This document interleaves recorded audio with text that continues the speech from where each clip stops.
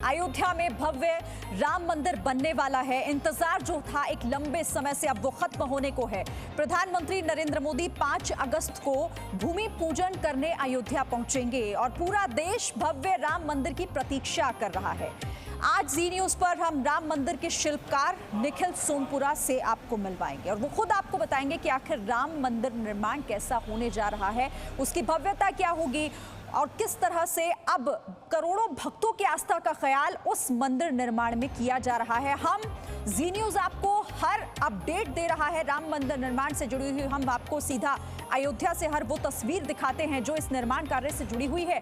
कैसे अब इसका जो मॉडल है मंदिर का वो किस तरीके से अब उसमें भी बदलाव किया गया है, वो भी आपने सबसे पहले जी न्यूज पर देखा था कि अब जो शिखर है उनकी संख्या बढ़ाकर 5 कर दी गई है। यानी कि अब की परिस्थितियों को ध्यान में रखकर मंदिर की भव्यता को और ज्यादा भव्य करने का काम लगातार अयोध्या में किया जा रहा है। अब चूंकि 5 अगस्त वो तारीख जिसका इंतजार एक लंबे समय से हो रहा था कि आखिर कब शुरुआत होगी, तो भूमि पूजन की तारीख तय हो गई है और खुद प्रधानमंत्री नरेंद्र मोदी, क्योंकि साधु संत चाहते थे, संत समाज की इच्छा थी कि खुद प्रधानमंत्री नरेंद्र मोदी वहां पर पहुंचे, तो 5 तारीख को वो भी वहां होंगे। और फिर हर किसी के मन में जो एक ये इच्छा थी कि मंदिर निर्माण कार्य शुरू कब होगा, तो वो इच्छा अब पूरे होने जा रही है।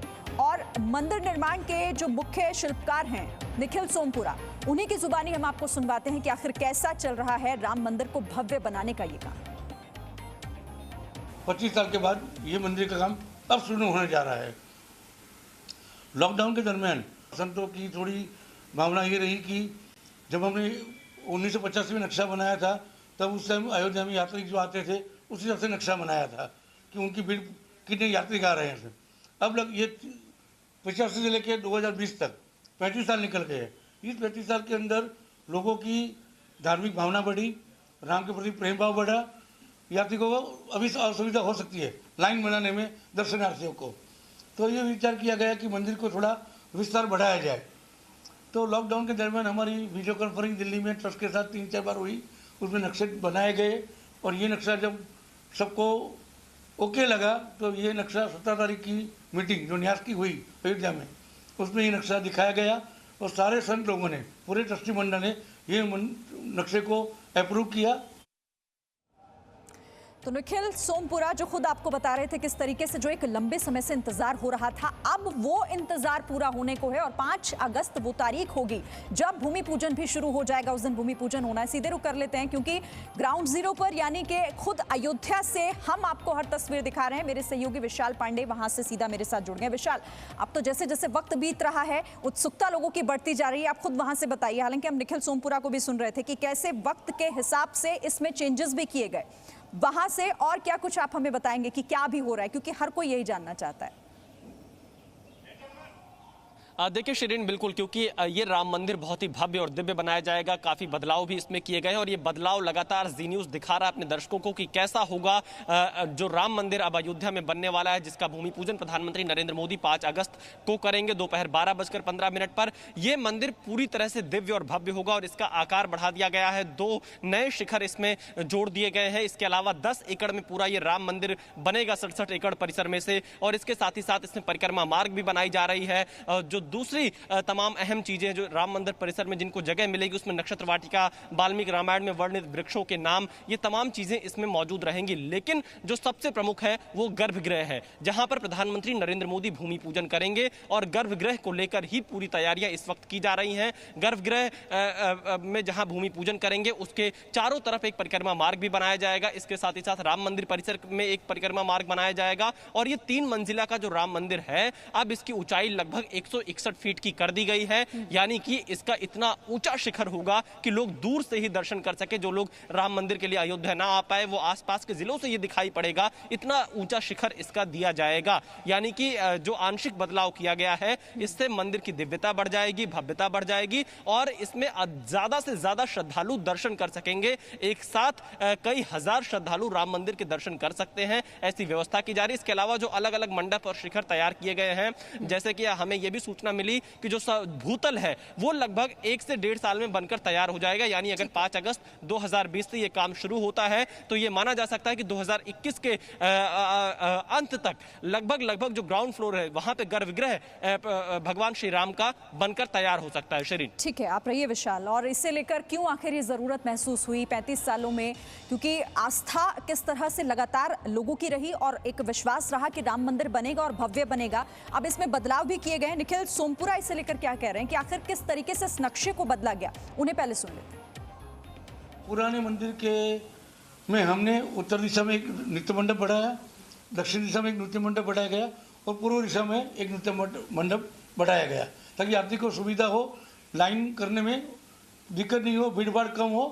और जब विस्तार चौड़ाई बढ़ाई गई तो हमें लगा कि भाई थोड़ा मंदिर का ऊंचाई भी बढ़ाना पड़ेगा वास्तु के हिसाब से और उसके एस्थेटिक लुक के हिसाब से, तो हमने मंदिर की एक फ्लोर भी बढ़ाई गई। और अब मंदिर ये पहले मंदिर था 141 फीट ऊंचाई भूतल से शिखर की हाइट, अब ये ऊंचाई हो जाएगी 161 फीट ऊंचाई हो जाएगी। चौड़ाई में भी आपको बताऊं मैं, चौड़ाई हो गई है अभी 360 फीट चौड़ाई होगी। तो लंबाई, चौड़ाई और इसकी भव्यता हर कुछ शानदार होगा और हमेशा हम आपको जी न्यूज़ पर सही जानकारी से जुड़ी देते आए हैं, आगे भी देंगे। विशाल, आपने तो इससे पहले वाला जो मॉडल रहा राम मंदिर का उसके बारे में भी दर्शकों को बताया और अब तो आप वहां पर जमीनी हकीकत देख रहे हैं, वहां पर लोगों से बातचीत कर रहे हैं, शिल्पकारों से मिल रहे हैं कि क्यों आखिर जरूरत महसूस की गई और क्यों इसे और भव्य बनाया जा रहा है अब वहां। देखिए शिरीन, बिल्कुल, क्योंकि 1985 में जब ये नक्शा तैयार किया गया था विश्व हिंदू परिषद और सोमपुरा परिवार की तरफ से, उस वक्त के लिहाज से तैयार किया गया था कि कितने लोग अयोध्या आते, लेकिन अब 35 साल का वक्त बीत गया, 2020 है। आने वाले दिनों में और ज़्यादा भीड़ बढ़ेगी क्योंकि अयोध्या में अब पूरे देश से श्रद्धालु यहाँ पर भारी संख्या में पहुँचेंगे ताकि ज़्यादा से ज़्यादा श्रद्धालु दर्शन कर सकें। इसलिए राम मंदिर का आकार बढ़ाया जा रहा है, इसकी दिव्यता बढ़ाई जा रही है, इसकी भव्यता बढ़ाई जा रही है और एक साथ कई श्रद्धालु बैठकर वहाँ पर भजन कीर्तन भगवान श्री राम के दर्शन कर सकें। अलग अलग जगह पर राम मंदिर परिसर में इसकी व्यवस्था की जा रही है, तो इसलिए इसके आकार को बढ़ाना पड़ा। देखिए अभी जैसा कि निखिल सोमपुरा ने बताया 360 फीट की चौड़ाई होगी, 161 फीट की ऊंचाई होगी। जी न्यूज ने अपने दर्शकों को सबसे पहले ये जानकारी दी थी कि कैसे भव्य होगा राम मंदिर, इसकी ऊंचाई कितनी बढ़ाई जा रही है। उत्तर दिशा में, दक्षिण दिशा में 2 और शिखर बढ़ा दिए गए जिन्हें मंडप के नाम से जाना जाएगा और भूतल के अलावा जो पहली मंजिल और दूसरी मंजिल होगी, इसमें पहली मंजिल में राम दरबार होगा, दूसरी मंजिल में भगवान श्री राम के जीवन से जुड़ी तमाम कलाकृतियों को जगह मिल सकती है। वहां पर अलग अलग मंडप तैयार किए जा सकते हैं। तो ये पूरी तैयारी सिर्फ इसलिए है कि जब श्रद्धालु अयोध्या आए तो भगवान श्री राम में इस कदर लीन हो जाए कि उन्हें पता ना चले वो कहां पर हैं। और इसके लिए सिर्फ राम मंदिर को ही नहीं, गर्भगृह को ही नहीं, जो 67 एकड़ का पूरा एरिया है राम मंदिर परिसर का, उसको भगवान श्री राम के अनुरूप विकसित किया जा रहा है। उसमें नक्षत्र वाटिका बनाई जा रही है, 27 वृक्ष ऐसे लगाए जाएंगे जो कि अलग अलग नक्षत्रों के होंगे और साथ ही साथ शेष अवतारम मंदिर स्थापित कर दिया जाएगा। और जो इस राम मंदिर परिसर में मंदिर थे जिन्हें हटाया गया, उन मंदिरों को भी पुनर्स्थापित किया जाएगा ताकि भगवान श्री राम के साथ साथ पूरी अयोध्या के दिव्य दर्शन इस 67 एकड़ के परिसर में हो सके। शिरीन, बिल्कुल, क्योंकि एक लंबा इंतजार किया है भक्तों ने और उनका इंतजार जब वो उस मंदिर में जाए, जब वो वहां पहला कदम रखे तो भव्यता का अंदाजा उसे देखकर ही हो जाए। और साथ ही निखिल सोमपुरा से जब जी न्यूज़ ने बात की तो उन्होंने खुद इस बारे में जानकारी दी कि कैसे इसे नागर शैली के अंतर्गत बनाया जा रहा है। ये नागर शैली क्या है और किस तरह से इसका निर्माण कार्य हो रहा है, इसे लेकर भी सुनते हैं। पौराणिक जितने भी नागर शैली बनी थी, जो विस्तृत किया गया उसी शेप में, उसी को मद्देनजर, क्योंकि हमारा पुराने नक्शे के हिसाब से 70,000 ग्रेनाइट पत्थर वहाँ कार्यशाहपुर में तैयार पड़ा है, तो वो पत्थर को भी यूज़ करना है, इसमें एक भी पत्थर वेस्ट नहीं गया। और उस 85 से लेके 98 तक हजारों राम पूरे हिंदुस्तान से राम नाम की शिलाएँ आई हैं, उसको भी वहाँ स्टोर कर रखा हुआ है, सेफ है। वो सारे पत्थर को यहाँ यूज़ करना है और नए मंदिर में हम इसको यूज़ करेंगे और सारे पत्थर जो तैयार है वो भी इसमें लग जाएंगे। उसी मंदिर के प्लान को उसी डिजाइन के हिसाब से विस्तृतीकरण किया गया है। तो नागर शैली के तहत इस मंदिर का निर्माण कार्य, श्री राम के जो ये भव्य मंदिर के निर्माण कार्य से जुड़ी हम आपको जानकारी दे रहे हैं, उसमें अहम बात यह कि नागर शैली के अंतर्गत इसका निर्माण होना और खास तरह से पत्थरों का इस्तेमाल इसमें होना।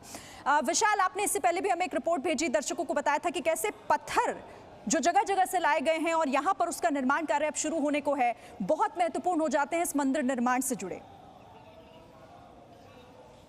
बिल्कुल शिरीन, देखिए नागर शैली के मुताबिक ही राम मंदिर बनेगा और जो पत्थर यहाँ पर रखे गए हैं अयोध्या में कार्यशाला में, उन पत्थरों को इस हिसाब से तराशा गया है, इस हिसाब से तैयार किया गया ताकि एक के ऊपर एक पत्थर फिट करते चले जाए और राम मंदिर का निर्माण कार्य लगातार चलता रहे। इसमें सबसे अहम बात यह है कि नागर शैली में किसी प्रकार के सीमेंट का और लोहे का इस्तेमाल नहीं होगा राम मंदिर में, और ये सब कुछ एक ऐसा ढांचा तैयार किया जाएगा ताकि एक के ऊपर एक पत्थर फिट होते जाए। और जब इन पत्थरों की तराशी भी हो रही है, बाकायदा एक एक पत्थर की नंबरिंग की गई है ताकि जब राम मंदिर का निर्माण कार्य शुरू हो तब कोई ज्यादा समस्या ना आए। और इसके लिए देखिए 15 फीट गहरी एक नींव तैयार की जा रही है, उसकी आधारशिला को बेहद मजबूत किया जा रहा है। और 15 फीट गहरी नींव को तैयार करने के पीछे का मकसद ही सिर्फ यही है कि जब नागर शैली के आधार पर कोई मंदिर बनता है तो वो एक आम जो बिल्डिंग होती है उससे बेहद अलग होता है, तो इसलिए उसकी मजबूती लगभग 1000 वर्ष तक बनी रहे उसका ध्यान रखा जा रहा है। और इसीलिए इन पत्थरों का इस्तेमाल किया जा रहा है और जो पत्थर आ रहे हैं उनका भी लगातार यहाँ पर टेस्ट किया जा रहा है। और 1989 से शिलादान शुरू हुआ था, ₹1.25 के साथ में देश के अलग अलग लोगों ने दान करने की शुरुआत की थी। और देश के अलग अलग कोनों से दुनिया के जो लोग भगवान श्री राम को मानते हैं, अलग अलग देशों से भी यहाँ पर ईंटें आई थी, दान मिला था विश्व हिंदू परिषद को 1989 से जब उन्होंने अपना कार्यक्रम शुरू किया। और इसी का जिक्र निखिल सोमपुरा भी कर रहे थे।